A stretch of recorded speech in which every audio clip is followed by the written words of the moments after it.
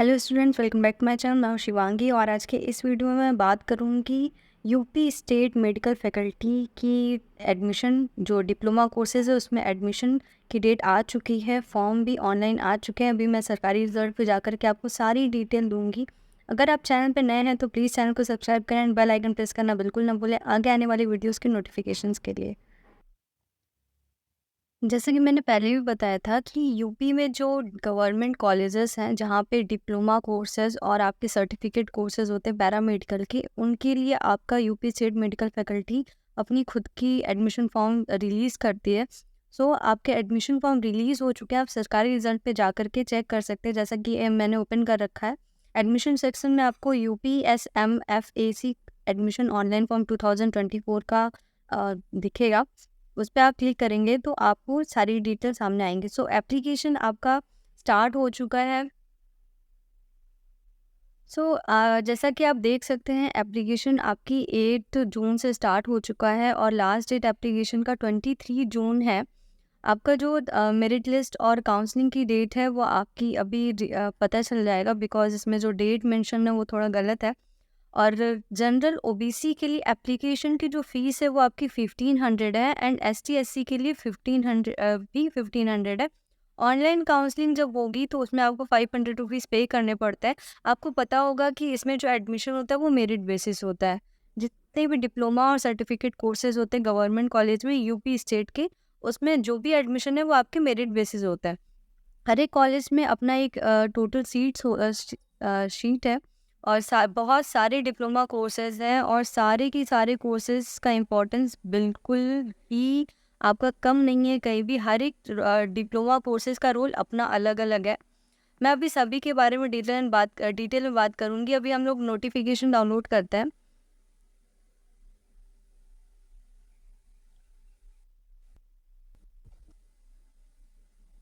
Okay, सो notification में आपको सारी डिटेल आपको मिल जाएगी कि कौन कौन से कॉलेजेस में कौन कौन से सीट हैं और कौन कौन से जो भी आपके डिस्ट्रिक्ट है वहाँ कौन कौन से कॉलेजेस है जिसमें आप एडमिशन ले सकते हैं।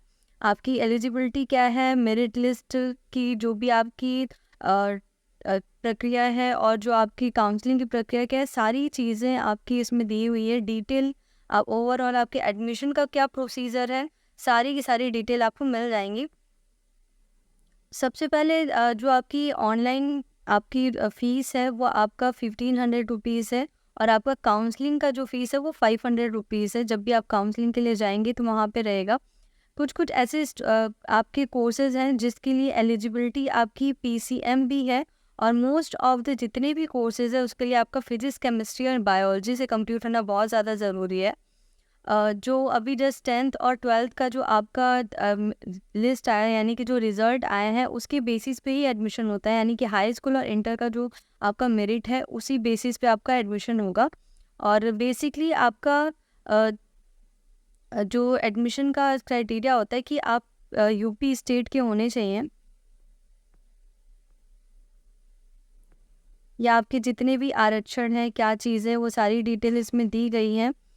एसटी के लिए कितना है, एससी के लिए कितना है, और जैसे कि आपका ओबीसी के लिए 27% सीट्स होते हैं, एससी के लिए 21%, आपका एसटी के लिए 2% और आपका ईडब्ल्यूएस जो है वो 10% है। बाकी के लिए आपके थोड़े बहुत एक्स आर्मी और इनके लिए भी आपकी सीट्स की जो परसेंटेजेस है वो आपका डिसाइड रहता है आरक्षण का। आपकी ऑनलाइन की कैसे अप्लाई करें इसकी भी सारी डिटेल आपको इस नोटिफिकेशन में दे दिया गया है, तो आप एक बार नोटिफिकेशन डाउनलोड करके पढ़ ज़रूर लीजिएगा। डिप्लोमा कोर्सेज की जो बात होती है, जॉब के बारे में हम बात करते हैं तो बहुत सारे पैरामेडिकल कोर्सेज के डिप्लोमा कोर्सेज ऐसे हैं जो कि बहुत ज़्यादा इंपॉर्टेंट होते हैं। Record keeping for example, diploma in medical laboratory technician आप सभी जानते हैं। रेडियोलॉजी से लेकर के एक्सरे टेक्नीशियन, आपका जो है एमआरआई टेक्नीशियन आपका हो गया। फिजियोथेरेपी का कोर्स है। सब भी डिप्लोमा कोर्सेज की अपनी अलग वैल्यू है और सबके लिए एलिजिबिलिटी भी आपकी अलग अलग है। ऑप्टोमेट्री में मैथ्स वाले भी एडमिशन ले सकते हैं, उनके लिए प्रॉब्लम नहीं होती है। ये सारी की सारी डिटेल आपको मिल जाएगी। लॉगिन कैसे करना है, एप्लीकेशन की फ़ीस किस तरीके से कंप्लीट करनी है, प्रिंट करके कैसे देते हैं, जो आपकी मेरिट लिस्ट है वो भी आपका किस तरीके से दिया जाता है, इन सारी डिटेल आपको मिल जाएंगी। हम लोग बात कर लेते हैं सीट्स के बारे में कि कौन से कॉलेजेस में कौन सी सीट और कोर्सेज कौन कौन से हैं, इस बारे में थोड़ा डिटेल में हम लोग बात करेंगे। जी, ये ओवरऑल आपके 28 कोर्सेज है जिसके एडमिशन के लिए आपका ये फॉर्म है। सर्टिफिकेट कोर्सेज भी इसमें इंक्लूडेड है। सबसे पहला कोर्स हम बात करते हैं certificate in emergency and trauma care assistant की। बेसिकली आपका diploma in emergency and trauma care technician का सर्टिफिकेट कोर्स है। 50 सीट्स हैं इसमें और ये 6 मंथ का कोर्स होता है। सो इमरजेंसी टेक्नीशियन में आप वर्क कर सकते हो, बट गवर्नमेंट जॉब्स की मैं बात करूँ तो वैकेंसीज बहुत कम आती है इसकी। सेकेंड कोर्स है आपका diploma in anaesthesia and critical care technician. ये भी एक बहुत अच्छा कोर्स है। प्राइवेट हॉस्पिटल्स में भी इसकी काफ़ी ज़्यादा नीड होती है, गवर्नमेंट में भी वैकेंसीज आती हैं। ओवरऑल 305 सीट्स है इस कोर्स की। 2 ईयर्स ड्यूरेशन का ये कोर्स होता है। थर्ड कोर्स है हमारा diploma in audio and speech therapy technician. ये भी एक one of the best courses, because audio and speech therapy में हम बात करते हैं जैसे कुछ लोग होते हैं जिनको बोलने में काफ़ी ज़्यादा प्रॉब्लम होती है, बच्चे होते हैं जिनकी जो वॉइस होती है वो बहुत ज़्यादा क्लियर नहीं होती है, तो वहाँ पे उन बच्चों को स्पीच थेरेपी दी जाती है जिनको बहुत ज़्यादा अकलाने की प्रॉब्लम होती है उस कंडीशन में। तो ऑडियो एंड स्पीच थेरेपी उन्हें दी जाती है। ऑडियोलॉजी में हम बात करते हैं जो सुनने में जिनको प्रॉब्लम होती है, जो हम लोग मशीन्स यूज़ करते हैं, वो सारी चीज़ें इसमें आ जाती हैं। सो ओवरऑल 55 आपके सीट्स हैं इसमें। इन सभी कोर्सेज़ के बारे में अलग से डिटेल एलिजिबिलिटी और इनके क्या स्कोप है और क्या चीज़ें हैं, ये मैं आपको डिटेल में बता दूँगी।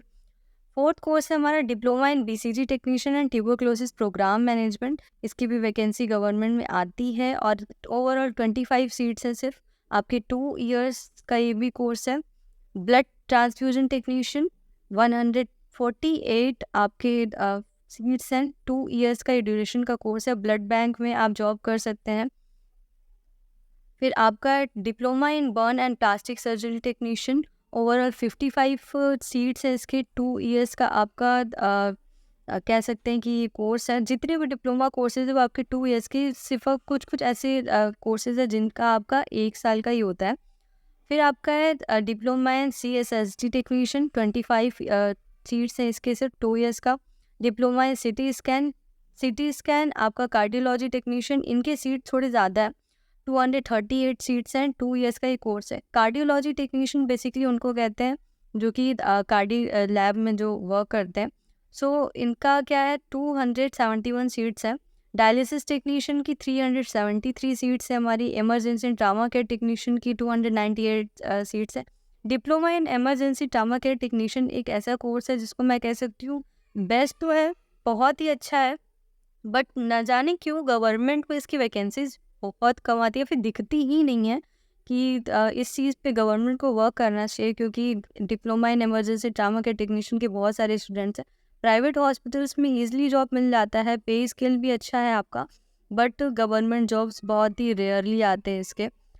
रेयरली क्या, आते ही नहीं है, अभी दिखते ही नहीं हैं।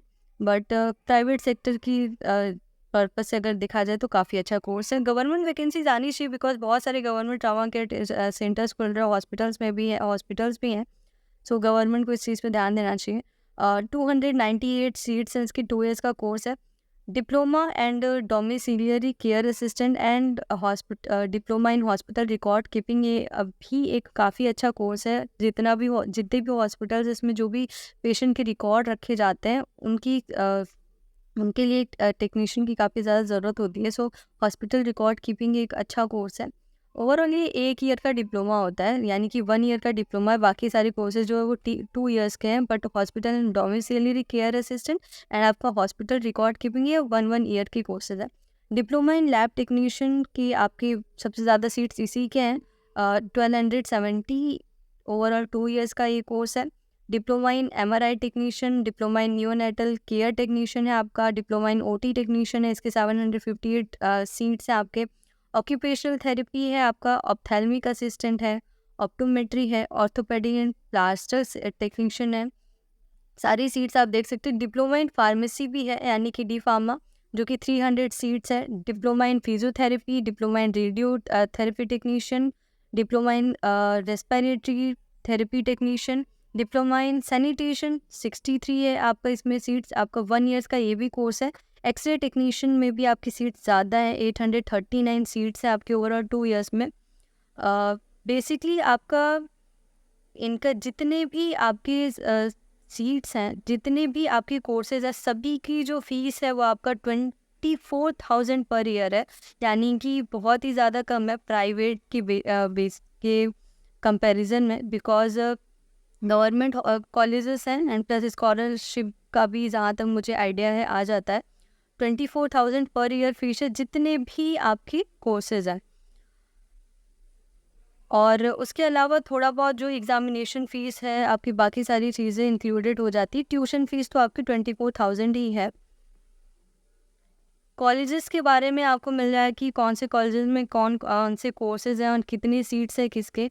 आपके बेस्ट कॉलेजेस में अगर मैं इसमें बात करूँ तो आपके doctor Ram Manohar Lohia institute of medical science RML Lucknow है, वो भी एक बेस्ट कॉलेज है इसके लिए। आपका GSVM है जो कि कानपुर में है, one of the best college है आपका डिप्लोमा के लिए। एंड मुझे लगता है कि आपका इसमें KGMU भी इंक्लूडेड है, ठीक है, जो कि ये भी आपका बेस्ट कॉलेज है, आपका बेस्ट है।